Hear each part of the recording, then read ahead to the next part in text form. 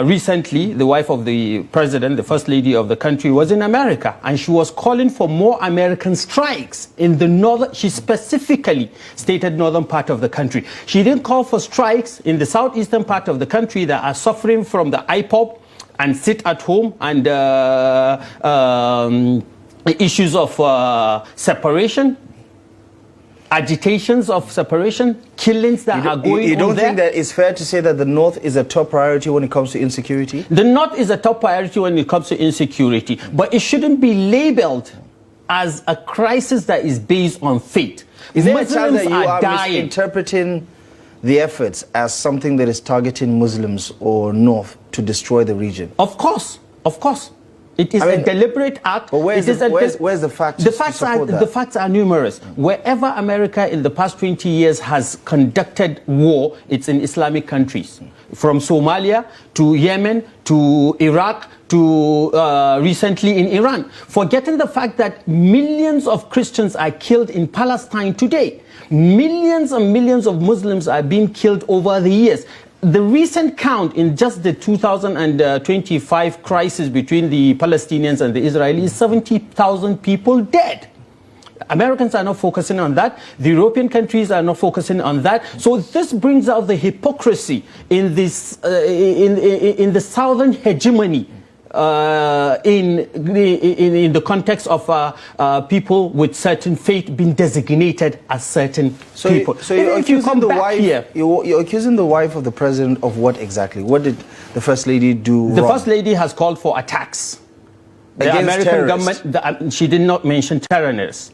Who do you think she wants to be but she attacked? did not mention terrorists. Quoting her word for word. Quoting her word for word, she called for more strikes in the northern part of the country. That's quoting her word for word. And if you look at the narratives that are being sent out by certain media organizations in Nigeria here, you talk about Fulani herdsmen bandits. You don't talk about Igbo bandits. You label criminality and target to a certain faith, or you target to a certain ethnicity, is absolute profiling and is condemnable. This is what we need to desist from doing. We should call a criminal, whatever his background of faith, whatever his background of ethnicity, whatever his background of geography where he comes from. A terrorist is a terrorist. A criminal is a criminal. There is no need demonizing so many other people, innocent people. I'm a Fulani man, back and forth. If you say Fulani herdsman bandit, you're including me. There are criminals that I don't associate with. There are criminals that I condemned their acts. But isn't there a chance that, I mean, the possibility that all the things you're saying could be true? However, the same narrative could also be empirical, that the bandits are majority from the Fulani extraction. And there's nothing wrong with that. Well, if the bandits are from the Fulani extraction, then are you calling every Fulani man a bandit? Yeah, but that is the point that has not been made. All right, let me ask you another question. The majority of the people in ESN and IPOB are Igbos.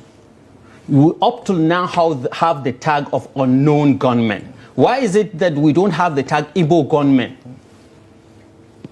I'm asking you that same question. I suppose you have to talk to the people who are using unknown gunmen. No. I'm asking you the same question because you asked me the same question, that the majority of the herdsmen, the bandits, are Fulanis. And what is wrong with associating the Fulani? I'm saying it's a fact that some of them are Fulani. It's also a fact that 100% of members of ESN and IPOB that are perpetrating the criminality in southeastern part of Nigeria are Igbo people. Why don't we label them as Igbo gunmen? Why don't we label them as Igbo? Why is the equalization important in your view? Why is the equalization The equalization is important in the sense that you will be able to understand the hypocrisy that is clouded in the narratives that is being sent to the outside world. Fortunately and unfortunately for the northern part of the country, it lacks the mouthpiece to express itself. Most of the outlets, media outlets that are dishing out news and news agendas for Nigeria, for Nigerians, to the outside world, are people that hardly even understand the northern part of the region. So they send out narratives that suit their own interests. It's commendable, and it is a matter of urgency and necessity for our leaders in the north to start thinking about a mouthpiece that is going to extend and that is going to spread our own thinking and our own narrative. We are peace-loving people, we are humble people, and we are a religious people. I have told you in a recent interview that was conducted here with me, a Christian that is living in any part of Kano State is safer than a Muslim that is living in any part of Plateau. And that's a fact. In the past 20 years, how many Christians were killed in Kano? In the past 20 years, how many Muslims were killed, murdered, gruesomely murdered in Plateau? We recently have the issue of General Al-Ghali. In the southeastern part of the country, we have the issue of Gulag. We have the issue of Harira that was killed along with her 6 children and a pregnant baby. If you have to cherry pick incidents, there are others who would also cherry pick incidents of mob action. Whether it's Deborah in Sokoto, for instance, or several other incidents where Christians have lost their lives as a result of their faith. I mean, there's always room for everybody to cherry pick and make his own point. But the larger conversation is, where are the common denominators? The common denominators here is there is widespread insecurity in Nigeria, and it affects everybody. And the federal government needs to do the needful.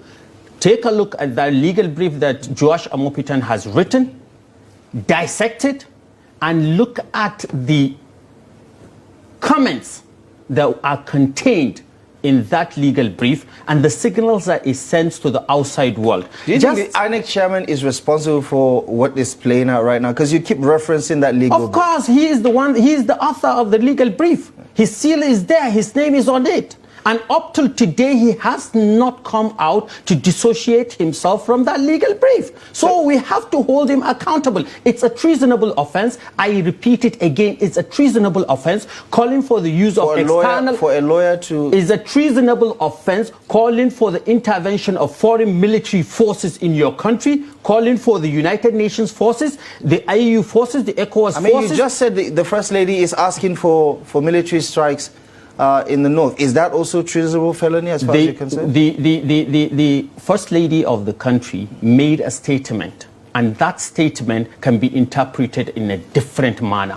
This we are talking about a legal brief, a document that is of 80 pages that somebody sat down, drafted, and even said in that legal brief that Fulanis were latecomers to Nigeria as they joined Nigeria in the 19th century, forgetting that the Usman and Fodio jihad took place over 200 years ago, and associating everything that is happening in Nigeria today to the jihad of Sheikh Usman and Fodio. What is the link?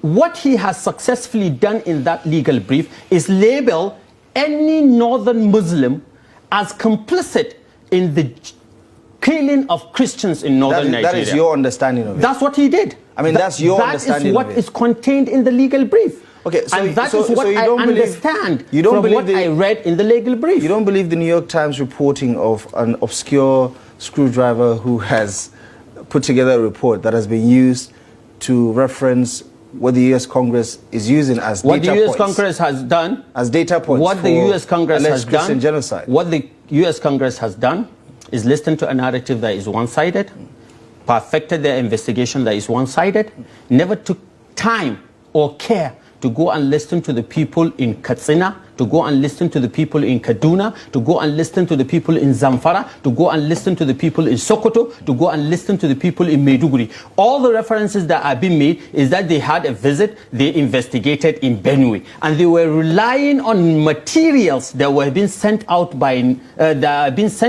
from Nigeria. That is a one-sided approach to the whole matter, and it is grossly unfair to Engineer Rabiu Musa Konkoso